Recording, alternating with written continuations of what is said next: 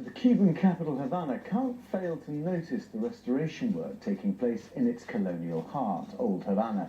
The crumbling centre is being renovated by the Cuban state, but its expensive work and funds are limited. That is forcing the man responsible for the renovations, the city historian, Eusebio Leal, to make some tough decisions. Will Grant met Mr. Leal in Havana.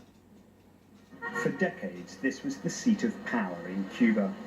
Partly inspired by Capitol Hill in Washington, D.C., it too housed the country's politicians before the revolution dissolved Congress in 1959. In its heyday, this was one of the most resplendent halls in the Americas.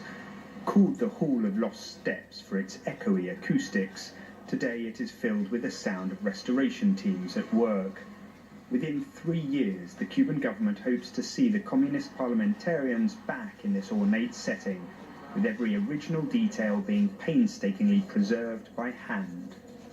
Years of water damage and poor maintenance have left it in a dire condition, but much has already been returned to its original state, like these beautiful ceiling stuccos. 4 years' worth of restoration work has already been carried out on the Capitolio, and there are still several more to go before it's completed.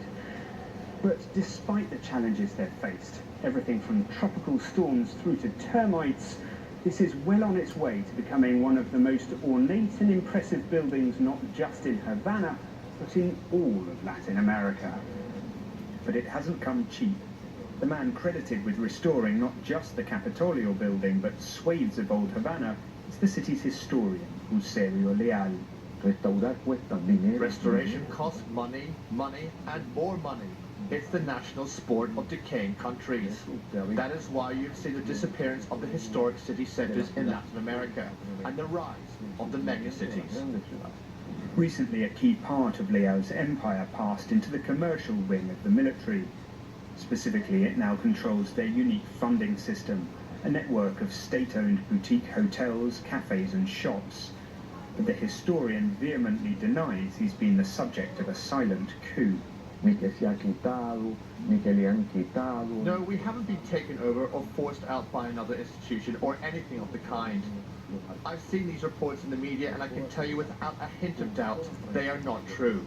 I still enjoy the complete support of the head of state, Raul Castro. But as the state's funds are stretched, private capital is increasingly salvaging the city's colonial heart, with foreign investors buying up old buildings via Cuban partners.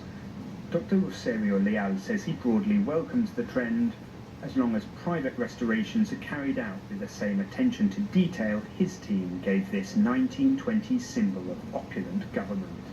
Will Grant, BBC News, Havana.